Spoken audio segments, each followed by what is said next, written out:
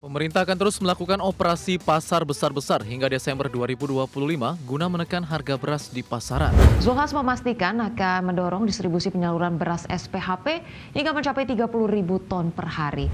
Maka ketersediaan beras untuk konsumsi tahun ini terendah selama 3 tahun terakhir, menjadi hanya 33,9 juta ton.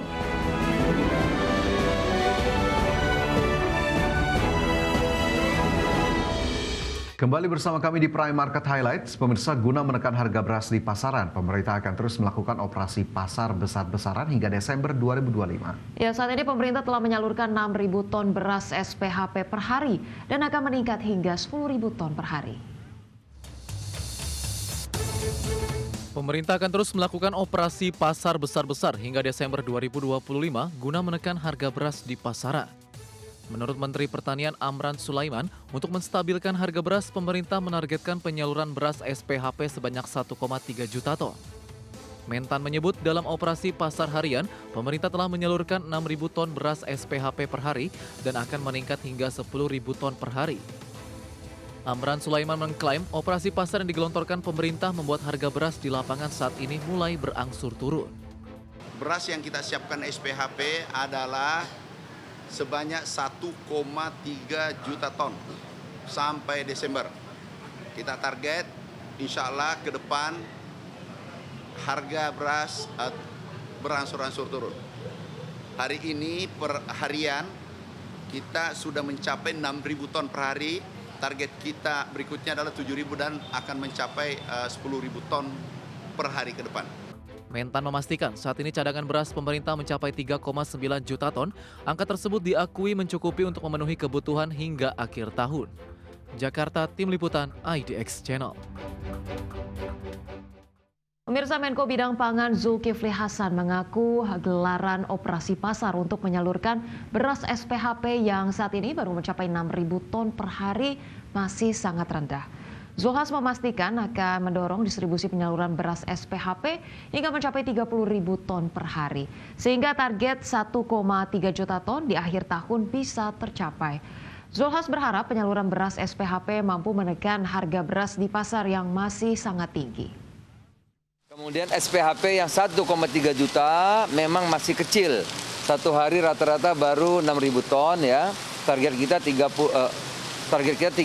ton satu hari. Sehingga dalam tempo 1-2 bulan bisa selesai. Sehingga di mana-mana nanti pasar akan dibanjiri SPHP. Kalau ada kenaikan otomatis kalau SPHP turun. Pemirsa, Guru Besar IPB Dwi Andreas Santosa memproyeksi pasokan beras nasional sepanjang tahun ini tidak akan lebih baik dari sebelumnya. Selain itu, tren kenaikan harga beras yang terjadi lantaran dari faktor produksi. Ia menjelaskan dengan proyeksi kenaikan produksi beras 2025 hanya 5% dari tahun lalu, maka stok beras beredar tahun ini hanya berkisar 33,9 juta ton. Dengan jumlah yang terbatas tersebut, maka wajar jika harga beras masih melambung. Ia meminta pemerintah menjalankan kebijakan pangan dengan tepat demi menghindari terjadinya harga beras yang tak terjangkau oleh masyarakat. Tapi tahun ini, kalau perhitungan saya yang betul, maka ketersediaan beras untuk konsumsi tahun ini terendah selama 3 tahun terakhir, menjadi hanya 33,9 juta ton. Dari mana itu angkanya? Dari produksi tahun ini 31,9 plus sisa tahun lalu 1,7 juta ton plus impor yang dilakukan oleh swasta biasanya itu sekitar 300.000 sampai 500.000 ton di sekitar itu. Sehingga ketersediaan beras untuk konsumsi 33,9. Sehingga kalau perhitungan saya betul, maka pasti akan... Pemirsa, BPS mencatat tingkat harga beras saat ini sudah berada di titik yang mengkhawatirkan. Kenaikan harga beras terjadi di 200 kabupaten kota per 22 Agustus 2025. Badan Pusat Statistik melaporkan kenaikan harga beras di 200 kabupaten kota per 22 Agustus 2025.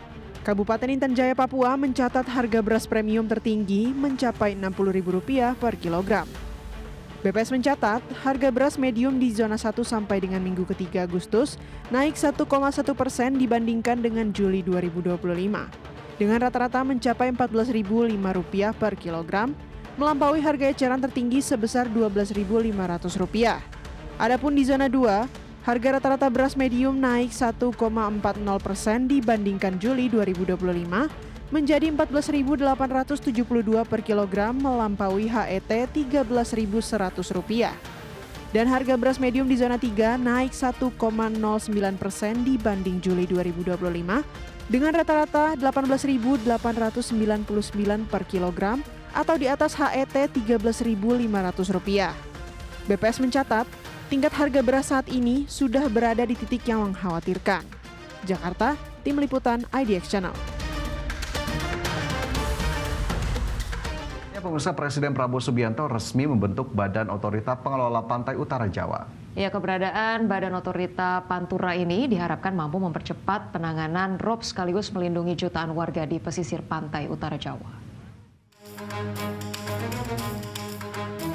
Presiden Prabowo Subianto resmi membentuk Badan Otorita Pengelola Pantai Utara Jawa dan menunjuk Wakil Menteri Kelautan dan Perikanan Didit Herdiawan Asyaf sebagai Kepala Badan Otorita Pengelola Pantai Utara Jawa. Menurut Menteri Sekretaris Negara Prasetyo Hadi, pembentukan badan ini untuk kepentingan pembangunan tanggul laut raksasa sepanjang Pantura guna melindungi wilayah pesisir dari banjirop dan penurunan muka tanah.